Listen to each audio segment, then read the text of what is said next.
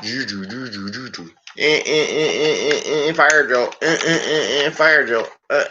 Fire drill. We have a fire drill going on here. Fire drill. World's coming to an end. Fire drill. Fire drill. World's coming to an end. Fire drill. Hey, good morning. It's probably like, what you doing? It's too early or it's too late, depending where you are in the world. Anyway, this is the Good Morning. It's 5 a.m. Master Scrum Show. I am Greg Master, Scrum Master and Agile Coach, and I hope you are doing well today. It just turned 6 o'clock, so I think I'm going to count it as we got it in because I hit the button. It just took a little while for it to go, so I'm going to count we got it at 5 a.m., right? So I'm Greg Master, Scrum Master and Agile Coach, and here on the 5 a.m. Master Scrum Show, we talk about Agile and Scrum in a practical and tactical way. Today, I want to talk a little bit of some touchy-feely stuff, but I don't know, some practical stuff, some thought process. And why do we do this? So we can bring value to the customer, not work 60, 80 hours a week, have some fun along the way, to get home to our family and friends, do some good stuff and fun stuff we want to do with them, expand our life, balance that work-life thing, and just make life easier. Everybody makes things so complicated sometimes. So it's kind of what we'll talk about here today. So why the fire drill? I got two topics to talk about today. One, I want to talk about fire drills, hint, fire drills. And the other one, problems providing, as a Scrum Master or an Agile Coach or a lot of times people ask you for the solution or the answer, but is it really an opportunity for an interaction? So this is where, what you can do and how you do it. And it's a very tough place to be because a lot of places want the answer and they just want the answer. Give me the answer and I'll just go. Like, well, no, right? So sometimes you do, sometimes you don't. We'll talk about that a little bit. Okay, fire drill. Get the fire engine. Woo. Fire drill. I was in my coaching cohort yesterday, and we were talking about some stuff and talking about Cantor. So, or Goddard, actually. Cantor. This is from John Goddard, but we were talking about Cantor. Anyway, and we were talking about how they get change and what is needed. And one of the couple questions, what's your most thing that puzzles you about teams in the transformation process? And mine was just the repeating of the same thing every cycle and having a problem with it, but not doing anything to change the cycle. That's the part that just puzzles me. And the other day we had a fire drill. The powers that be changed the system. Boom. And I was warning everybody. He says, no one will tell me what the results of this change are going to be. And we're just all going to have to experience it come Monday morning, right? And I was right. It's a couple of things, boom, boom, boom, little bombs going up, and things just stop working. And then I was, what do you do, Greg? And I was, well, here, try this. What do you think, would be? So one of the things everybody kept telling me, well, what's the answer? What should the answer be? And in my mind, it was kind of interesting because the product owners and the BAs and the Scrum Masters like, well, what should I put in this field and what should it be?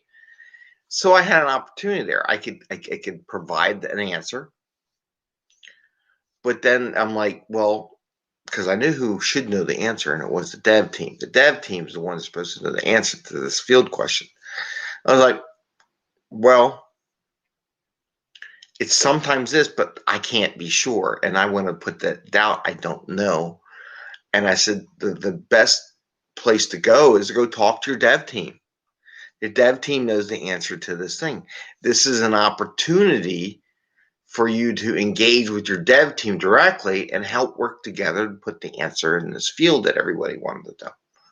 Of course, nobody wanted to hear that, but it's the right answer because it generated an opportunity for them to get together. Did they fail at that? Many teams did fail at that. They get so hyped up in doing stuff and deliver. Wow, we're trying to reconnect. I think do we go bad? How can we go bad? I don't know. Your connection is unstable. Please wait while we're trying to reconnect. So I don't even know if we're connected. YouTube's been having some problems. Everything's been having problems. I think we're back on. So if it went garbly goobly, and then you're like, well, now it's really bad. No, that was me. If the thing went bad. But anyway, so back to the topic. So it provided an opportunity for me not to give an answer, but for me to encourage them to work as a team on what the solution was. And they would say, well, what do we do each one? I said, well, every time the story is generated, you should get this information for your development team, and that goes into the epic and all that kind of stuff in certain fields and stuff like that. They didn't like that, but it is the right one, right? So it's the one that should be given. But I would always caveat like, okay, so here's some of the, but you really need to make sure and confirm with your team what it really is. And I even got a great quote. The one person who does this stuff, he says, yeah, they shouldn't blindly put an answer in there without checking with their dev team. I was like, yes. So it was great having the technical person agree with me on how they answer the problem. Is go talk to the dev team, actually have an interaction. It was terrible. Oh my God, I can't have an interaction with the dev team. So, but that was the answer, right? So when you get to solutions or there's problems, don't always give an answer. Encourage them to interact with each other. And that's one of the tough jobs as a consultant, an agile coach, scrum master, whoever comes in, is don't give the answer right away. Ask them, how do you solve that answer? Where do you think that information comes from, right? Some of those powerful questions, right? So that's with the fire drills. I got another fire drill one. Actually, I mixed them around. So actually, that was the providing a solution when there's opportunity for interaction. But there's another one. So here's a fire drill. So again, we changed the systems. And it's not for us yet, even though it started all this havoc and they're asking for information and these solutions, right? Which was the second topic. However, it's not due now. It's going to be due in the new year, right? So we had different kinds of changes. One's one level, one's another level. And right now we do mostly this other level, but this process has been put in place. And this is where the fire drills drive me crazy. So I know it's going to be a fire drill come the new year because they're not going to do anything. So I'm like, well, it's an opportunity to practice, but they're like, but we do it this way, and this is what this is. I said, the way we do it is the same as the current way that they're practicing with, except we have to put more layers of documentation on it, but everything's the same. The process, the steps, everything's the same. So my thing is, why don't we practice it before the fire hits, right? Because when the fire hits and you didn't practice it for all these opportunities to practice what's going on, you're going to come screaming at me, what do we do? What do we do? We don't know what we're doing. The system's not working. So this is one of my things that just drove me crazy with teams. It's coming. Why don't we practice getting ready for it? Because it's the same stuff. They're going to collect the information now anyhow, and technically they should be collecting that information too as they go. But no, they're like, well, we'll see what it comes in the new year. I'm like, okay, you got a couple, you got like 2 opportunities to practice this thing before it kicks in. And if you don't do it right, you're not going to be allowed to push your code into production, right? So it's not critical now, but it will be critical come the new year that you do this process right, or no code in production. And that'll really piss off the customer, right? So this is one of my pet peeves. Is like, if you have opportunities to practice it and it's not going to count against you, and it's okay if you make it wrong, well, why don't you want to try it now? This is one of my pet peeves. The fire drill is coming. I can see it a mile away. It's going to be a pain in the butt. So why not practice it and get it ready and hone the process a little bit before we get there? Just like Scrum and sprints. You know, everybody's like, why do we do sprint review every day? Why do we do the review? Why do we do the retrospective? Why do we do the daily Scrum? Well, practice, right? The more we practice something, the better we get at it. So that when it really comes down to it, we're really good at it. And it's second nature.